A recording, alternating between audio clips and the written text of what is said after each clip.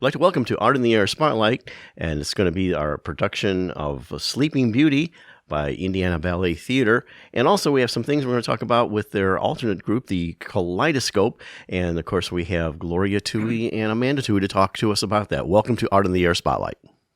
Hello, thank you. Thank you. Aloha, it's so good to see both of you together. Yeah. Well, Gloria, we'll first start with you, Sleeping Beauty. And I know we talked a little bit about over the years how you re-energize each version of it. It's not just a repeat of something you've done before, either Right. costumes or new choreography and everything. And so tell us a little bit about how Sleeping Beauty here is coming up in May is going to be different than what you did before. And actually, Amanda, since she's on right now, she's done a lot of reshaping some of the dances and bringing in some of new dancers to demonstrate. Yeah, I'll take over for just a moment if you don't mind, Larry. So actually we have re-envisioned some of our typical core ballet pieces as well as the solos, and we've revamped some of them this year. We have a crew that is a bit more advanced and they can handle a bit more, and so we gave it to them and just restaged it in a way that I find invigorating and refreshing, to be honest with you. Karabos is the bad guy. That's the Maleficent. And Karabos is not only dancing in point shoes rather than character shoes, as sometimes happens, but she will be engaging in pas de deux during the fight scenes. She'll be tossed around the stage and she'll be dancing throughout the entire time. She has a nice group of bats that are dancing with her, and she's very dynamic.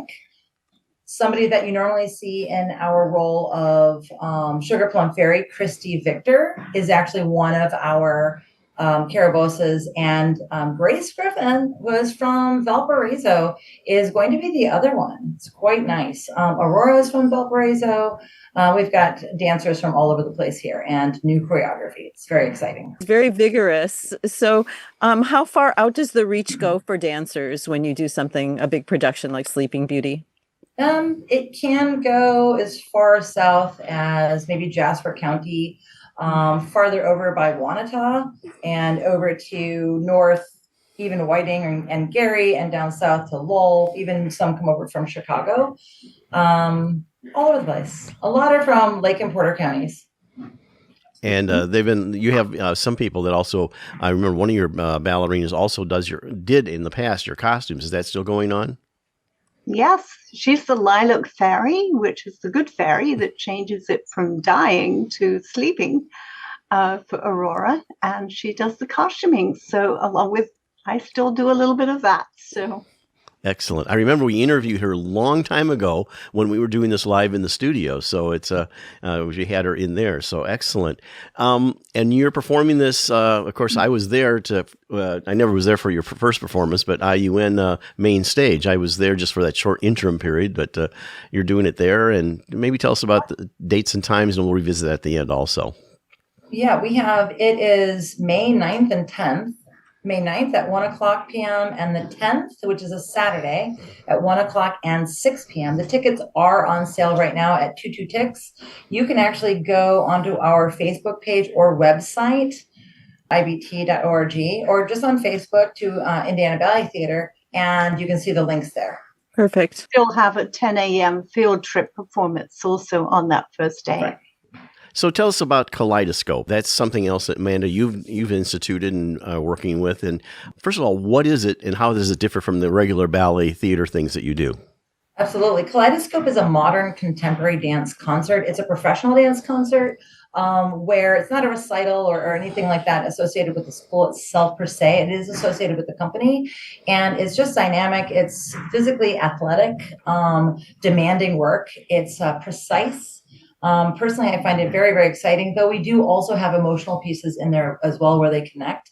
The costumes are colorful. I have professional alum coming back this year who have Simone Denwood, who's in New York right now. She graduated from SUNY. We have Sofiana Bodish. We have quite a few people coming in. I won't name them all, but all new choreographers and a diverse cast.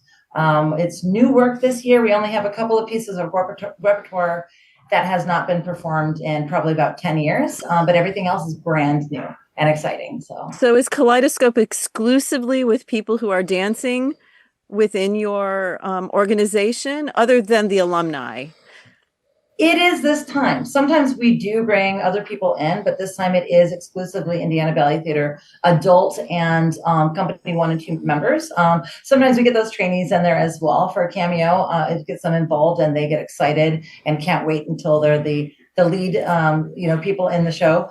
But this year we're grouping some pieces together, so there will be fewer breaks in the show. There will be an intermission, but longer pieces. It's kind of like what you would see in any metropolitan area, to be honest. Chicago, very similar as this show.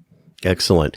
Well, we're getting in our last minute here, so tell us about dates for that. And I know you don't have the times and everything all set for Kaleidoscope, but just give us that so we have a run-up, and then we'll go back to Sleeping Beauty. Sure, absolutely. That is at the Memorial Opera House, the revamped and beautiful one here in Valpo, and it is May 31st, and that will be on our website as well as Facebook. Very good. And it is 2 and 7 p.m. We have got 2 those. performances. And Sleeping Beauty, one more time, dates and times? That's May 9th and 10th.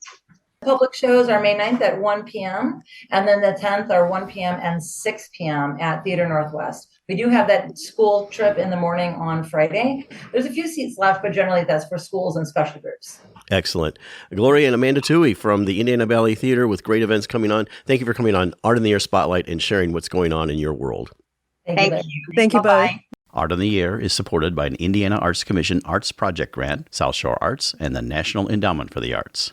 Art on the Air Spotlight and the complete 1-hour program on Lakeshore Public Media is brought to you by McCauley Real Estate in Valparaiso, Olga Patrician, Senior Broker.